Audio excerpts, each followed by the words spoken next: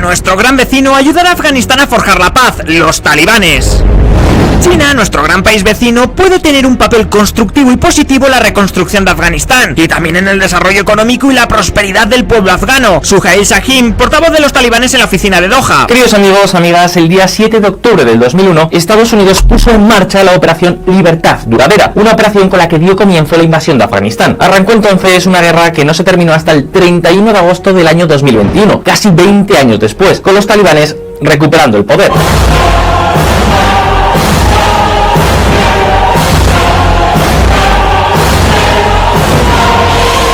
A pesar de casi 2 décadas controlando el país y de haber invertido cientos y cientos de miles de millones de dólares, los Estados Unidos fueron incapaces de poner en pie un Estado afgano autónomo, eficaz y perdurable en el tiempo. En 2 pasados vídeos aquí en VisualPolitik, los cuales por cierto os dejo en la descripción, os contamos las claves que explican el rápido colapso del ejército afgano y la toma del poder por parte de los talibanes. Pero dejamos pendientes algunas preguntas clave. ¿Qué salió mal? ¿Por qué Estados Unidos fue incapaz durante 20 años de construir un Estado sólido, un aparato político eficaz? ¿Y ahora qué? ¿Qué futuro le espera al país? ¿En qué confían exactamente los talibanes? Y quizás la pregunta para muchos más importante de todas: ¿qué demonios pasa con China? ¿Qué papel jugará en la construcción de este nuevo Afganistán? Atentos.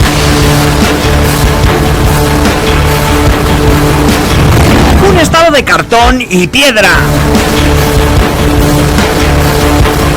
Durante años Estados Unidos intentó implantar y desarrollar en Afganistán un modelo de Estado democrático que permitirá modernizarse al país. Un Estado con su constitución, sus órganos legislativos, unas fuerzas armadas modernas, tribunales independientes, etcétera, etcétera. Y lo cierto es que durante las 2 décadas de control norteamericano se produjeron muchos avances y por lo general el nivel de vida de los afganos mejoró considerablemente. Por ejemplo, la atención médica y la educación se generalizaron. Hoy van al colegio 8 millones de niños más que en 2001. La proporción de jóvenes matriculados en la educación secundaria pasó de poco más del 12 al 55%, y según el Banco Mundial, Afganistán protagonizó la reducción más rápida de la mortalidad infantil de entre todos los países de bajos ingresos. Y por supuesto, la situación de la mujer, aunque ha seguido siendo mala, mejoró sustancialmente. El problema, amigos, es que básicamente todo dependía de la enorme chequera del contribuyente norteamericano, que era básicamente quien pagaba toda la fiesta. Y de hecho, las cosas empezaron a torcerse en 2014, a medida que los fondos norteamericanos comenzaron a reducirse.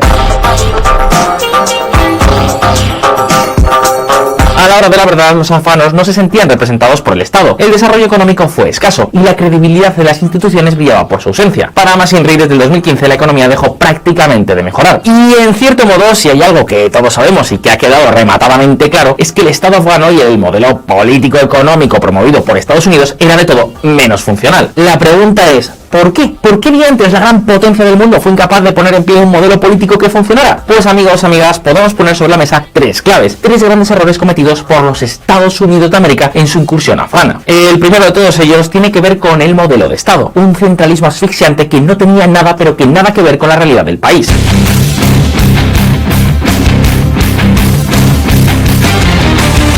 Afganistán es un país fragmentado por tribus, etnias y comunidades locales. Pese a ello, los Estados Unidos desarrollaron uno de los modelos de Estado más centralizados de todo el mundo. Todo el poder y la toma de decisiones se concentraba en el gobierno central, en Kabul. Y claro, cuando el país es tan diverso y además el control de Kabul sobre el conjunto del territorio ha sido históricamente poco profundo, entonces surgen los problemas. Este centralismo casi absoluto hizo que las comunidades y las élites locales no se sintieran partícipes en la toma de decisiones y que el Estado central distribuyera recursos y tomara decisiones sin comprender bien las diferentes realidades o necesidades locales. Además, también se dificultó la rendición de cuentas. Como nadie era responsable y no existían mecanismos de control, pues nadie estaba dispuesto a pringarse denunciando el trabajo de otros, desde contratistas hasta médicos que no pasaban nunca por los hospitales. De esta forma, el único incentivo de las élites y de los funcionarios del gobierno pasaba por llenarse los bolsillos, y ya sea acaso, según fuera el caso, echar la culpa a la capital o a los funcionarios locales.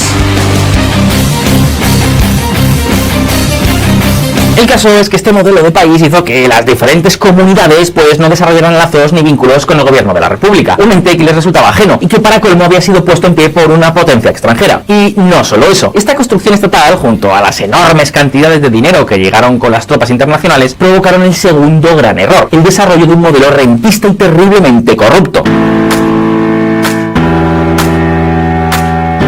Es decir, los profesionales, las empresas, hasta los militares o los funcionarios, todas las partes se especializaron en buscar los dólares del tío Sam. Fue algo así como la conocida maldición de los recursos naturales, solo que en esta ocasión transformada en la maldición de la ayuda internacional. Veréis, me explico. Digamos que en este entorno la mejor forma de hacer dinero no era crear negocios reales y empresas competitivas, sino básicamente buscar cómo poner la mano a sacar la mayor tajada posible del dinero internacional. Y eso no solo frenó el desarrollo, sino que además alimentó una corrupción desenfrenada. Claro, empiezas buscando cómo sacar tajada de los dólares del tío Sam y terminas exigiendo sobornos a los conductores para poder usar, pues, una carretera. Para que os hagáis una idea, según las estimaciones de Naciones Unidas y de algunas fundaciones independientes, los afganos pagaban en sobornos a los funcionarios públicos, incluyendo a la propia policía, más de, ojo a la cifra, 2.500 millones de dólares cada año. Y claro, esto explica que en 2020 2/3 de los afganos considerará que la corrupción iba cada vez a más y que suponía uno de los problemas más graves del país. De hecho, durante muchísimo tiempo la corrupción fue percibida como un problema mucho mayor que la propia falta de seguridad. La gente me decía consistentemente que el régimen talibán era autoritario en formas que detestaban, pero que no era corrupto. Sarah Chase, ex asesora del presidente del Estado Mayor Conjunto de las Fuerzas Armadas de Estados Unidos. Evidentemente, esta situación tuvo dos consecuencias directas. Por un lado, el Estado no era eficaz en el cumplimiento de sus tareas, y por otro, los afganos pues no se fiaban de él, ni por supuesto estaban dispuestos a jugarse la vida defendiéndolo. Pero un momento, amigos, porque aún no hemos terminado.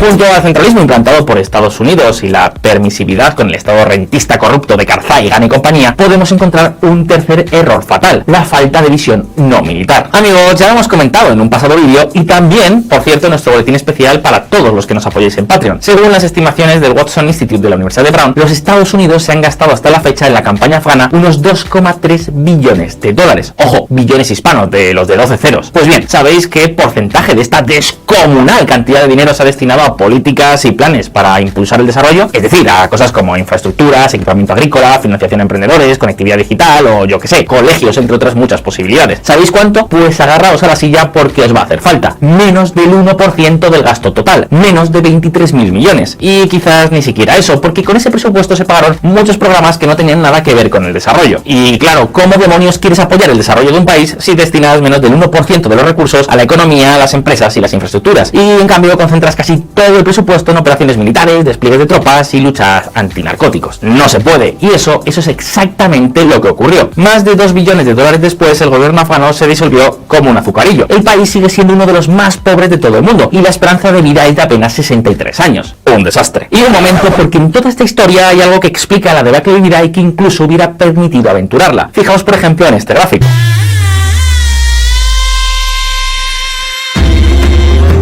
Lo que veis representa con todos los matices posibles la evolución del PIB per cápita en paridad de poder adquisitivo de Afganistán, al menos el de las actividades legales. Pues bien, tal como podéis ver, en torno al 2014 el crecimiento desapareció. Y exactamente lo mismo ocurrió con las importaciones per cápita, que comenzaron a retroceder. Y ojo, porque eso en un país que apenas produce alimentos o bienes básicos y que tiene que comprarlos en el exterior, supone peores condiciones de vida y mucho más descontento social.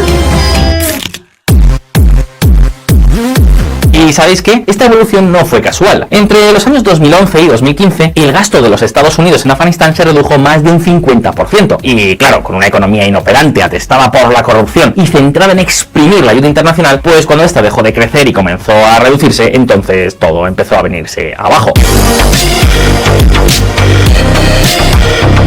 Y es que, veréis, es algo relativamente bien documentado. Por ejemplo, según algunos estudios de la Universidad de Oslo y también de la London School of Economics, el bajo crecimiento económico, ojo, no el nivel de renta, sino el bajo crecimiento económico, la falta de prosperidad, favorece los procesos revolucionarios o insurgentes, más aún si se trata de democracias pobres o países musulmanes que no son del todo libres. Vamos, al centro de la diana. Es decir, que cuando la prosperidad empezó a desaparecer en 2014 y el crecimiento económico per cápita entró incluso en terreno negativo, los talibanes encontraron la mejor ventana de oportunidad para ganar adeptos y apoyo social por todo el país. Sumad a todo eso la corrupción desenfrenada o la falta de sentimiento de representación del gobierno central y entonces tenemos el cóctel perfecto para la debacle. Y desde luego en este caso creo que los hechos hablan por sí mismos. Pero amigos, llegados a este punto, creo que ha llegado el momento de mirar hacia adelante. ¿A qué futuro se enfrenta Afganistán? ¿Qué retos tiene por delante los talibanes? Y la pregunta más importante de todas, ¿se convertirá este país en una especie de colonia china? Pues atentos. Pero un momento, ¿cómo va la economía mundial? ¿Van las cosas bien o van las cosas mal? ¿Qué está ocurriendo con la gran potencia norteamericana? ¿Qué está haciendo la Reserva Federal? ¿Están las bolsas caras o baratas? Queridos amigos, amigas, si queréis conocer la respuesta a todas estas preguntas y a muchísimas otras, no os podéis perder si lo hubiera sabido el nuevo canal de actualidad financiera de Mutuactivos con el que VisualPolitik participa. De verdad, echadle un vistazo porque creo que os va a gustar. Os dejo toda la información en la descripción. La economía talibán.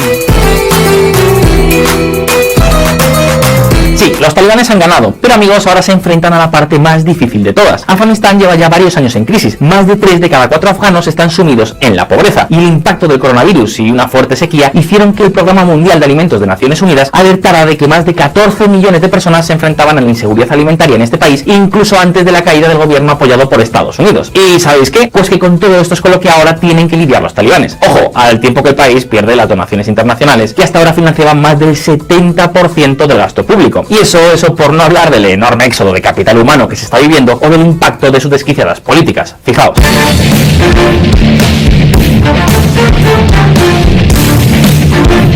Durante los últimos años, la industria de los medios ha sido una de las más pujantes. Hablamos, según las cifras del antiguo gobierno pretalibán, de casi 250 cadenas de televisión, más de 400 estaciones de radio o más de 1.500 medios impresos. Ahora todo está cambiando. A pesar de que los talibanes han prometido libertad de prensa, siempre que esta cumpla con la ley islámica, se está persiguiendo a periodistas, se ha azotado en la vía pública a reporteros de televisión y se ha empezado a restringir el trabajo de las mujeres en los medios. Nadie da un duro por la supervivencia de una de las industrias más pujantes del país.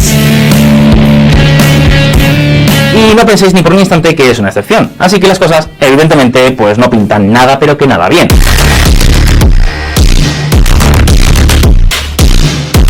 Para que os hagáis una idea, según datos del Fondo Monetario Internacional, el país necesita cada año más de 5.000 millones de dólares de financiación externa para que las cosas no se derrumben. Y la pregunta ahora es, ¿quién demonios va a prestar ese dinero a un país liderado por un grupo extremista religioso? Pues bien, en esta línea muchos expertos apuntan a que Afganistán se enfrenta a un escenario de alto riesgo de hiperinflación, una fuerte caída del ingreso per cápita y serios problemas para financiar incluso los servicios públicos más básicos. Todo esto evidentemente es algo que podría alimentar movimientos de oposición a los propios talibanes, o incluso, ojo, alimentar también organizaciones más radicales como el propio ISIS. Una de cal y otra de arena. Así que en semejante contexto la gran pregunta que podemos hacernos es ¿en qué confían los talibanes? Pues queridos amigos, amigas, aquí la minería tiene mucho pero que mucho que decir.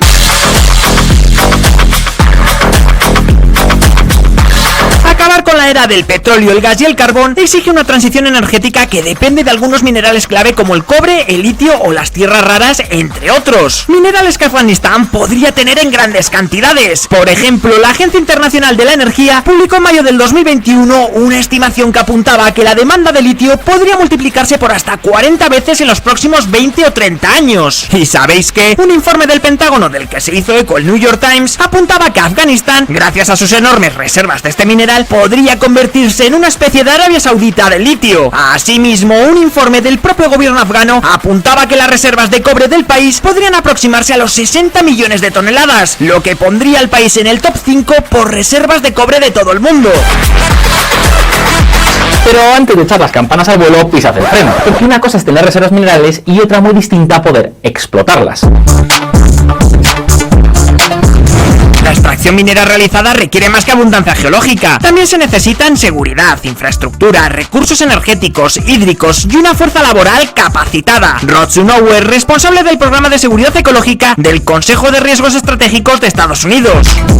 En la minería pueden pasar 10 o 20 años desde el descubrimiento de un yacimiento hasta su explotación. Ninguna empresa querrá invertir si no hay un marco político y jurídico estable. Guillaume Pitron, autor del libro La Guerra de los Metales Raros. Amigos, Afganistán no tiene ni de lejos las infraestructuras necesarias para llevar a cabo una explotación minera a gran escala. Montarlas llevaría en el mejor de los casos muchos años y se necesitaría una inversión gigantesca. Exactamente lo mismo que ocurre con proyectos de gasoductos como el TAPI, del que os hablamos en nuestro primer vídeo de esta trilogía sobre Afganistán. Hace falta estabilidad, seguridad jurídica, conocimiento y muchísimo dinero. Y es justo aquí, precisamente aquí, donde todos los ojos miran a China. Atentos. La última colonia de China. ¿Os acordáis de esta noticia?